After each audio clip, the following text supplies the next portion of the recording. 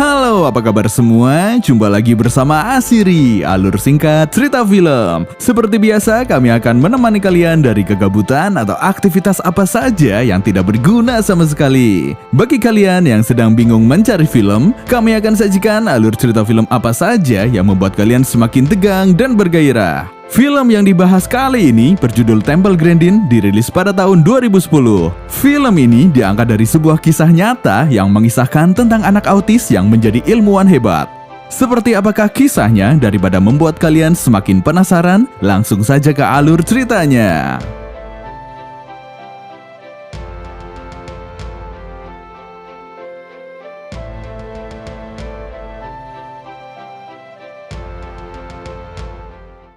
Diperlihatkan seorang perempuan yang akan turun dari pesawat. Dia adalah Temple Grandin.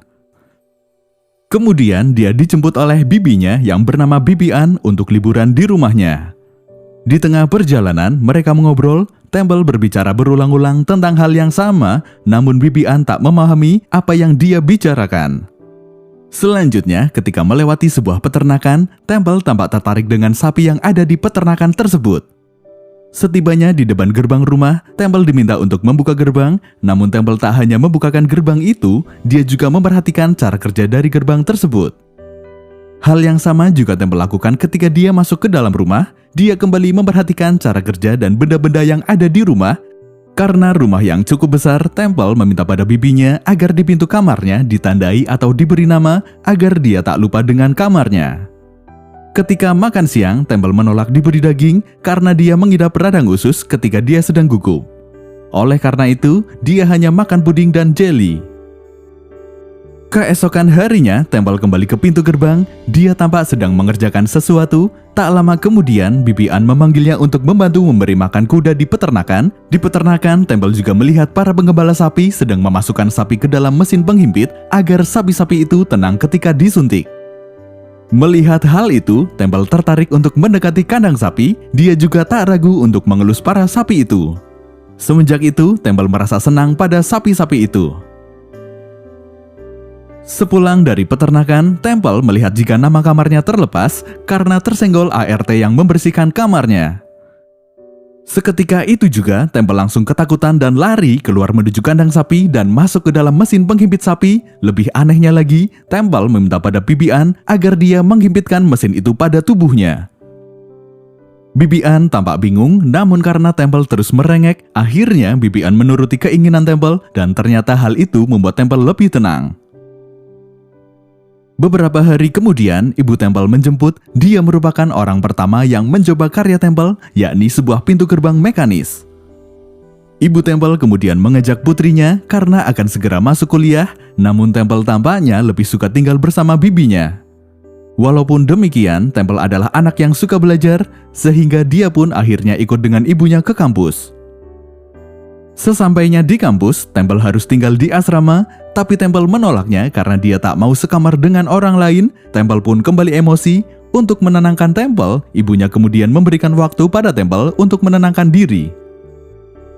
Di sela-sela menunggu Temple, sang ibu mengingat saat Temple berumur 4 tahun. Dia tak seperti anak kebanyakan, dia tak mau bermain dengan temannya, dia juga belum pernah berbicara sampai umur 4 tahun. Sang ibu kemudian mengajak Temple ke dokter. Dia didiagnosis mengidap skizofrenik dan mengalami autis. Dokter kemudian menyarankan pada ibu Temple agar putrinya melakukan terapi. Kemudian Temple mengikuti terapi, sang ibu menemaninya dengan penuh kesabaran. Selanjutnya, ketika Temple mengikuti kuliah pertama, dia mengatakan pada dosennya jika dia tak mau mengikuti kuliah bahasa Perancis karena dia hanya ingin mengikuti kuliah sains. Sang dosen kemudian meminta Temple untuk membaca buku. Baru beberapa detik, Temple mengatakan jika dia sudah membaca buku. Dosen itu kemudian meminta Temple agar menjelaskan isi buku tersebut dan ajaibnya, Temple dapat menjelaskan buku itu dengan benar dan membuat dosen serta temannya tercengang. Selanjutnya, saat jam istirahat, Temple berniat mengambil makanan di kantin, namun dia tampak gugup dan ketakutan karena di kantin sangat ramai dan bising dengan berbagai suara. Setelah mengambil makanan, Temple tak dapat keluar karena dia takut dengan pintu otomatis. Alhasil, Temple membuang makanannya dan lari ke kamar. Dengan peralatan seadanya, Temple mencoba membuat mesin penghimpit dan alat itu berhasil membuat dirinya tenang. Tapi tak lama kemudian, teman sekamar Temple datang. Dia tampak ketakutan dengan hal aneh yang dilakukan oleh Temple. Temple pun kemudian dipanggil ke ruang salah satu dosen untuk menjelaskan apa yang sedang dilakukan. Dari keterangan Temple, sang dosen berkesimpulan jika Temple mengidap kelainan seksual karena menganggap jika mesin penghimpit lebih nyaman dibanding dipeluk orang. Mesin penghimpit itu kemudian diambil oleh satpam dan dibuang ke tempat sampah. Kemudian pada malam hari, Temple berencana mengambil kembali mesin penghimpit itu, namun sayang aksinya dipergoki satpam sehingga dia lari dan gagal mengambil alat itu. Setelah itu, satpam menghancurkan mesin penghimpit tersebut yang membuat Temple sangat sedih sehingga dia memutuskan untuk pulang ke rumah Bibi Ann. Di sana dia kembali membuat mesin penghimpit yang lebih bagus. Setelah selesai dibuat, kemudian Bibi Ann mengantar Temple ke kampus. Bibi Ann juga menemani Temple untuk meminta izin agar Temple dapat menggunakan mesin itu di kamarnya. Namun pihak kampus tetap menolak. Bibi Ann kemudian berargumen jika itu bisa membuat Temple lebih nyaman sehingga dia dapat lebih berkonsentrasi. Tapi pihak kampus mengatakan jika itu tidak logis. Kemudian Temple menunjukkan eksperimen pada pihak kampusnya namun tetap ditolak. Selanjutnya, hari pengumuman nilai pun tiba. Dalam daftar, Temple mendapat nilai F. Hal itu kembali membuatnya sedih dan emosi. Lalu, Temple menelpon SMA-nya dulu. Dia ingin berbicara dengan Dr. Carlo, guru sains idolanya sewaktu SMA. Temple kemudian mengenang masa-masa waktu SMA 4 tahun silam. Temple datang ke sekolah dengan diantar oleh ibunya. Ibu Temple mengatakan jika putrinya dikeluarkan di sekolah yang dulu karena memukul siswa lain. Tapi sang ibu mengatakan jika putrinya tak mungkin memukul orang terlebih dahulu jika dia tak terprovokasi. Sang ibu juga bercerita jika Temple kerap diejek oleh temannya akibat perilakunya yang aneh karena dia sering berbicara berulang-ulang dan gerakan berputar untuk menenangkan dirinya. Walaupun demikian, ibunya yakin jika Temple anak yang cerdas. Lalu, Dr. Carlo mengatakan jika pihak sekolah memahami kondisi Temple karena di sekolah tersebut juga menangani beberapa siswa disabilitas. Pada suatu ketika, Temple memasuki kandang kuda yang ada di sekolah. Dia mendapati ada kuda yang meringik. Karena penasaran, Temple mendekati kuda tersebut yang ternyata kuda itu sedang sakit. Temple kemudian mengelus kuda itu, tapi Temple diusir oleh salah seorang penjaga. Kata si penjaga, tak ada seorang pun yang berani dekat dengan kuda yang bernama Casnot itu. Temple pun meminta pada si penjaga jika kuda itu agar menjadi kuda tunggangannya. Keesokan harinya, saat pelajaran bahasa Prancis, Temple tampak kesulitan membaca nyaring. Dia juga mengatakan mengapa banyak sekali kata ikan dalam bahasa Prancis. Sontak hal itu menjadi bahan tertawaan teman-temannya. Selanjutnya, ketika Temple sedang membuat mainan dari kayu, dia kembali diejek oleh temannya. Tak hanya itu, mereka juga menendang mainan Temple yang membuat Temple kembali emosi dan memukul mereka. Akibat dari tindakannya itu, Temple dihukum tidak boleh menunggang kuda selama 2 minggu. Beberapa waktu kemudian, Temple masuk ke kandang kuda. Dia mendapati Casnot telah mati.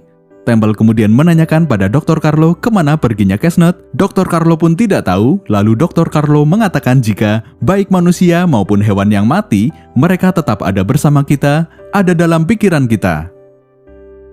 Temple selanjutnya mengingat pertama kalinya dia melihat Casnot dan berbagai kuda yang pernah dia lihat. Tak hanya itu, Temple juga menjelaskan berbagai benda yang pernah dia lihat, contohnya seperti sepatu. Temple dapat mengingat dan menjelaskan bagaimana jenis sepatu yang dia lihat. Hal itu membuat Dr. Carlo heran sekaligus kagum. Hal tersebut Dr. Carlo sampaikan pada guru lain bahwa Temple adalah anak yang jenius. Namun para guru tak yakin dengan itu. Akhirnya Dr. Carlo menunjukkan buku catatan Temple. Dr. Carlo mengatakan jika Temple berpikir secara visual dan semua pemahamannya diaplikasikan dalam bentuk visual. Hal itu menunjukkan jika Temple adalah anak yang luar biasa. Dr. Carlo ingin merekrut Temple dalam timnya. Dia kemudian memberi tugas pada siswanya untuk menonton film ilusi optik dan meminta para siswa untuk menjelaskannya dalam selembar kertas. Temple tampak memperhatikan dengan seksama, namun dia masih nampak bingung dan berulang kali gagal dalam melakukan eksperimen sehingga dia meminta petunjuk dari Dr. Carlo. Beberapa hari kemudian, Temple berhasil menjelaskan tentang ilusi optik dengan media kardus. Dr. Carlo dan teman-temannya pun mengapresiasi karya Temple dan merayakan keberhasilan itu dengan menerbangkan roket karya Dr. Carlo. Setelah itu, Dr. Carlo memotivasi Temple dan mengatakan jika Temple memiliki kemampuan yang luar biasa, Temple mampu melihat dunia dari sisi yang tidak terlihat oleh orang lain.